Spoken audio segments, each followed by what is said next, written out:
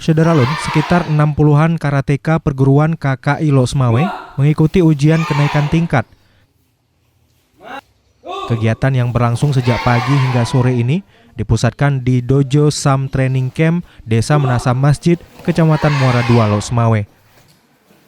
Peserta memulai pemanasan, dilanjutkan dengan uji fisik, gerakan karate, serta uji kemampuan bidang agama.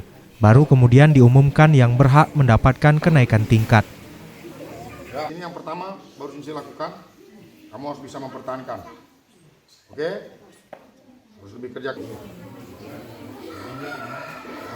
Pelatih Samsul Yusuf yang juga Dewan Guru KKI Aceh menyatakan ujian kenaikan tingkat merupakan agenda rutin perguruan setiap 6 bulan sekali. Bulan 12, agenda rutinnya setahun 2 kali, Kusindri M Karate Do Indonesia Aceh. Umumnya khususnya Kota Losmawe itu melaksanakan ujian setahun 2 kali, semester 1 dan semester 2. Dari Losmawe, Saiful Bahri, Serambi On TV.